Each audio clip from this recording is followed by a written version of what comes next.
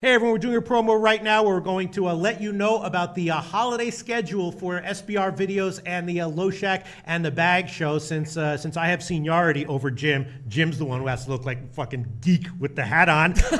Jim, you feel like a geek? I do. You do. You look like a geek, Jim. No, you don't look like a geek. You look cool as hell. You look like a guy who doesn't care about what he looks like and has inner confidence, and that's why you can sit there. All right, so Jimmy the Bag, it's been a great show, right? The Loshak and the Bag show. It's been awesome, right? It's been wonderful. We're going to have our first official break in the action. Tuesday the 19th is going to be the last Loshak and the Bag show series, both of them before the break. Then no Loshak and the Bag shows between Wednesday the 20th and Wednesday the 27th. Then on Wednesday the 27th, the shows will start up again, but only at 6 p.m., right? And then on the let's see, where does it start up again? And then Wednesday, January the 3rd is when the shows will start up again at 12 o'clock and 6 o'clock Eastern time, 2 a day. In between then, though, we will have some interesting content every day at 12 o'clock Eastern time. We're going to do a Bowls special with me hosting and Big Man and Drew sitting in, and that's going to be from Wednesday the 20th through to January the 2nd, and we're going to cover all the Bowls for that game. So for those days.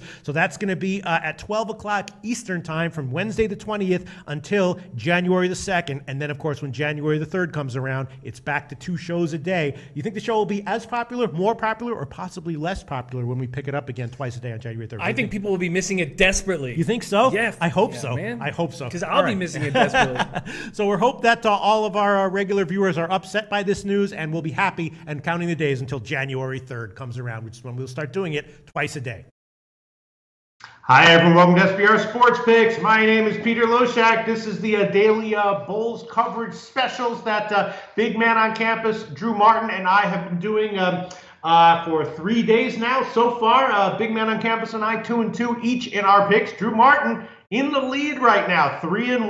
Although Drew Martin was on UAB with Big Man on Campus yesterday. What happened there? Not exactly sure, but great friggin' call on Wyoming. Big Man and I were both on Central Michigan. I don't know what happened, but Drew Martin was dead on that one. Josh Allen played. Great game by Wyoming and great call Drew Martin. And of course, today is Saturday, December 23rd, and we already previewed the Texas Tech South Florida Bowl yesterday. Drew Martin's on the over. Big Man and I are also both on the over, and we're also on South Florida. We had to take it at -3. We'll see how this game turns out, because I don't know if you caught this, Big Man on Campus, but some late money did come in on Texas Tech. The line closed at 2 or 2.5, so pretty significant money coming in on Texas Tech. I'm not sure what drove that line movement, but slightly concerning, right? Or no, Big Man? I don't really think. I mean, I think I've mentioned to you my not really caring much about what the sharps are on. So I think I'm confident in the side we have. I'm confident in the quarterback we have.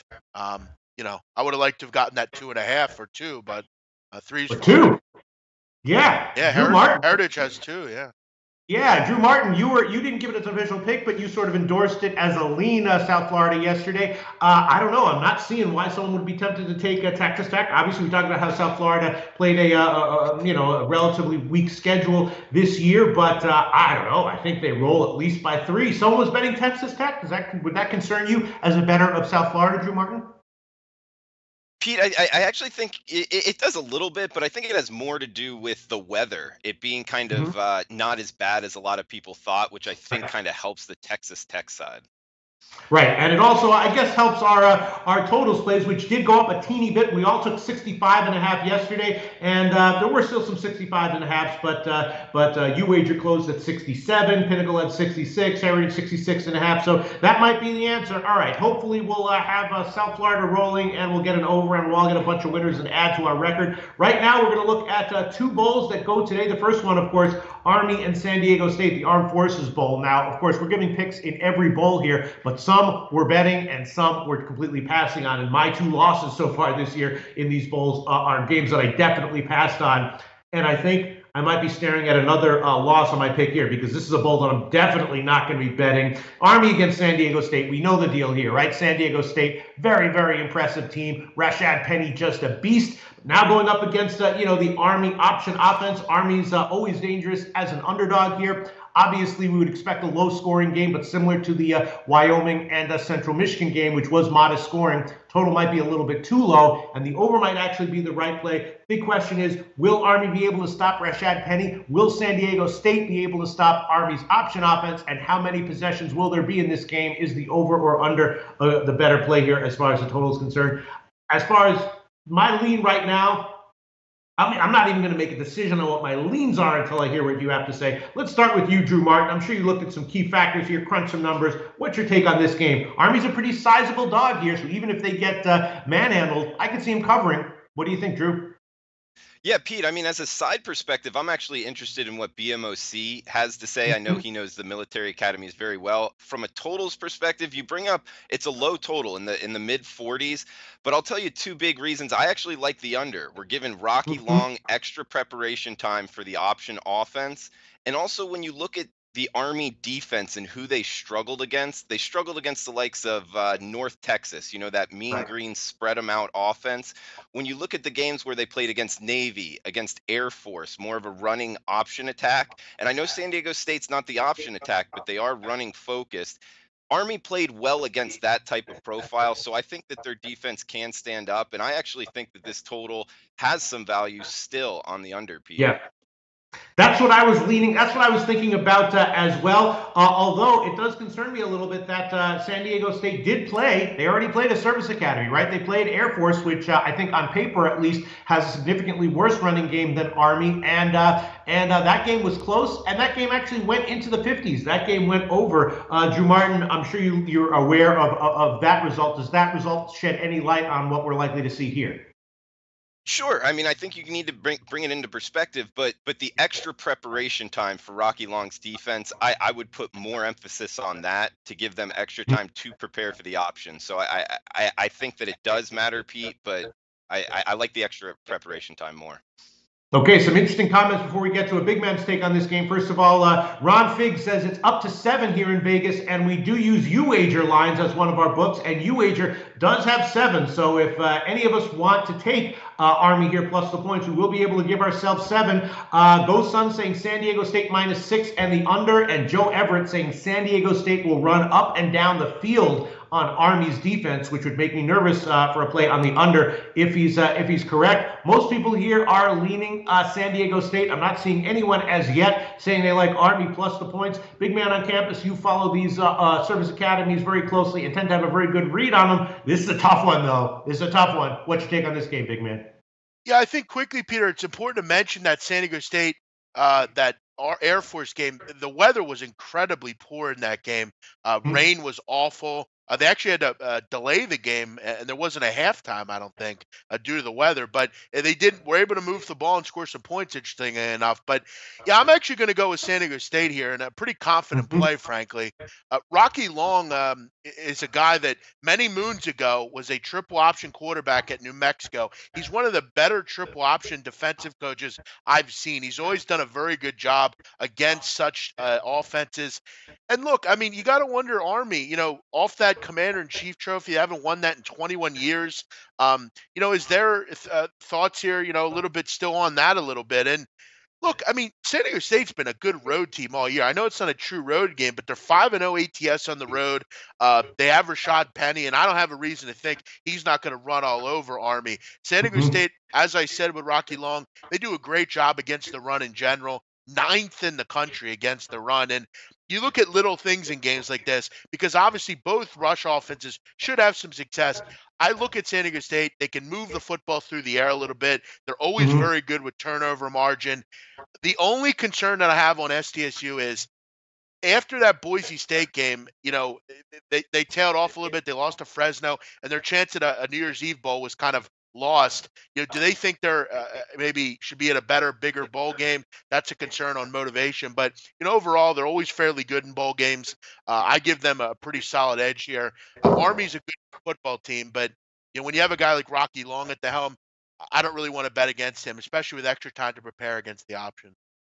Yeah, I mean, San Diego State in general was an awesome team ATS on the year. But again, Army covered 3 of the last 4, including straight up wins as an underdog against Navy and Air Force. And just as I'm sure you're the one person I wouldn't have to remind this of, betting against an armed services and option offense as a big underdog like this, always very treacherous, right, big man? They're getting 6.5 or 7 right now. Well, it is treacherous, but there also is a little, so there are some good things about it too. If SDSU, like a lot of these bowl teams, goes up 21-7 in this game, it's going to be difficult for Air Force to get back in the game. I mean, Peter, Army's completion percentage, 31% on the season. I mean, they don't throw the ball very much, and even when they do, it's not effective whatsoever. So they're pretty limited there, as we know. So, yeah, again, if it's not snowing in that Navy game, who knows where that game goes? I mean, really, let's be honest. So I'm not downplaying it, but. So the extra time probably helps San Diego State. Very easy to prepare for, and you got to be assuming that Army's not going to shake things up at all here. All right, Drew Martin, if San Diego State does run up and down all over the Army defense all game long, that might put a low total like 46 in jeopardy. If it was somewhere in the low 50s, maybe similar to the Wyoming game, you'll get a cover on the under anyway. But in the mid 40s, that could be in jeopardy, right, Drew? Yeah, absolutely. I mean, it's definitely kind of treacherous land going in the mid 40s in college football nowadays. So I will say both of these offenses, though, Pete, eat up clock. They're not in a hurry at all, so that could help. Yeah, absolutely. All right. I'm still not sure what I'm going to be giving here. It sounds like Drew Martin's going to be giving the under, and it sounds like Big Man on Campus is definitely going to be giving San Diego State. Is that an official pick for you, Big Man on Campus? San Diego State minus 6.5, minus 110? Yeah, I'm going to go with that here. I really like it. I've had an interest in betting this one kind of all week. So, yeah, I'm on that one. SDSU minus 6.5. All right, let's read some comments, and then we'll get to Drew Martin's official pick, and then we'll read maybe a comment or two more, and then we'll get to my official pick, which I'm still wrestling with in my head. A Neil Frank commenter says Rashad Penny is going to feast, and I don't see Army being able to run as effectively against the San Diego State defense. Yeah, that seems to be the general consensus in the chat box here. Eric Swiatek says San Diego State wins, but I'm not getting involved laying a touchdown. Right, that can be the treacherous part of betting against the Service Academy team in an expected low-scoring game. And and then Corey Jean says fairly certain San Diego State coach 9-1 against option teams. San Diego State is a well-coached team, Drew Martin. What would your lean be as far as the spreads here, Drew Martin? Actually, I think I'm going to go with an official pick on this because Big Man sold me that 9-1 record I like. I'm actually going to go with the Aztecs instead of the under. Really? Okay, so you're going to take San Diego State at minus 6.5, minus 110 as well. Correct. Yes. Yeah, that's what I'm thinking. That's what I'm thinking too. And again, I would be leaning under, but if San Diego State does start to have a big offensive day, things could get out of hand relatively quickly. And again, it could sneak over the very low total. If it was 48, 50.5, something like that, maybe I would be much more comfortable with the under. But again, 46, 45.5, that is very eclipsable. All right, you know what I'm going to do?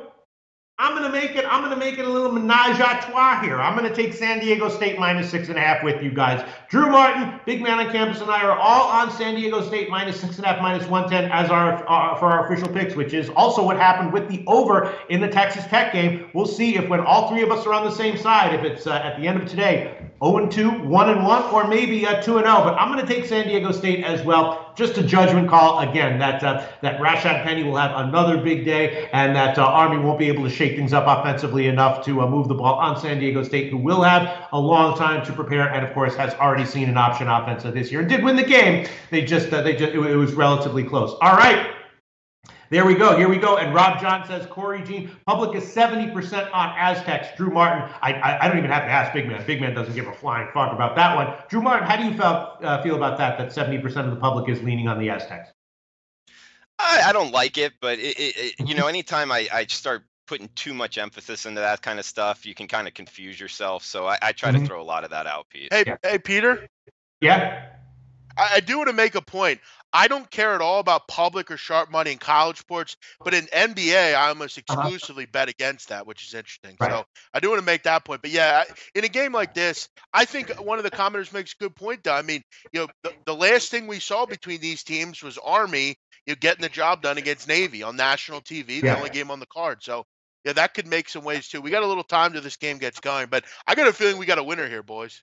Okay, Drew Martin, big man on campus, and I all officially going with San Diego State -6.5, -110. Although, again, I don't know if I'm going to bet that one. I certainly haven't bet it yet, and I'm not sure if I'm going to. Let's move on next to another interesting game: Appalachian State and Toledo. This one, I admit, I did make a little bit of a bet on. Of course, for those who aren't aware, this is actually a bowl rematch. They did meet last year, and Toledo put up a lot of yards, but Appalachian State actually wound up coming away with a win in the bowl last year. They won 31-28. So you have to assume that there's at least a little bit of a thought of revenge in the mind of Toledo this year. Toledo, a very impressive team. Of course, lots of weapons on offense. They had, the usual stumbles here and there or speed bumps here and there during the year, but in general, they were very good. They closed the year on a 6-2 ATS run. And Appalachian State was a bad bet for most of the year, but then they reeled off 3 straight covers to end the regular season against questionable competition, though. The other deal with Appalachian State, though, is, of course, because of the kind of team they are and their schedule, they were rarely an underdog this year. The first game was their first game of the year against Georgia. We know how awesome Georgia was, so we can forgive an ATS loss on that one. And then later on, they were an underdog against Wake Forest, and they did get a cover. Wake Forest, a very, very impressive team this year, and Appalachian State played them tight to the end. They were a 5-point home dog. They lost by 1, and they got a cover. So Appalachian State's ATS record this year, I think, comes with an asterisk because they tended to be a big, favorite against overmatched competition. And here they are catching a bunch of points. They did open as an 8-point dog. It's now down to 6 or 6.5. But again, Toledo, a very impressive team. And I'm thinking that adding it all up, I'm thinking that Appalachian State a little bit less of an impressive team than they were last year. Toledo maybe a little bit better. Multiple weapons on offense that might be hard for Appalachian State to stop. We saw that this year Appalachian State did have some issues with their defense, which is normally very good, and it improved at the end of the year against much inferior competition than what they'll be facing here against Toledo. I'm thinking Toledo -6 might be the play. That's the play that I bet. What do you think, big man? Yeah, I can't disagree with you, Peter. I've thought all year Appalachian State's been a little, less poor. Start the season, had some tough luck games. They weren't blowing anyone out. They really struggled at times defensively, giving up a ton of points to several different teams. And you look at the last couple wins, they put up a lot of points in those games, a lot of yards, but the competition was less than stellar. This is a real opponent in revenge. You got a final game for Logan Woodside, who's been a tremendous quarterback his whole career. This is one of those games. I know the MAC hasn't fared decently, fared well yesterday. I think they're going to fare well here also. This is just the case. This is probably the first one where I don't have a particularly strong opinion on it. I just really don't want to bet against Logan Woodside. I wonder how good App State's defense is just with the competition they face mostly throughout the year.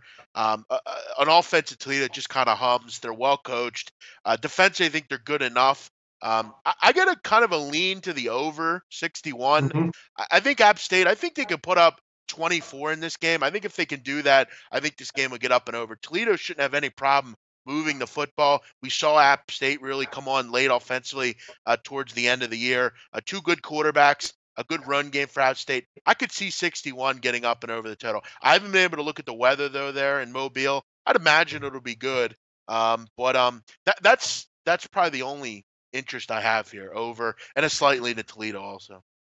Yeah, the total is kind of interesting. It did open at 63. It got bet down to 61. Obviously, there's 2 great quarterbacks involved here and 2 offenses that can put up points. But you got to assume that Appalachian State's, they're strong in the trenches, that, they have a strong offensive line. You got to assume that Appalachian State's game plan here will be to limit the possessions and limit Toledo's ability to beat them with Woodside and all the other offensive weapons that Toledo does have. It is kind of a high total, so I could easily see this one getting into the mid-50s or upper 50s, maybe a little bit lower scoring than people are anticipating, or the market's anticipating, just because of what Appalachian State does in terms of their game plan.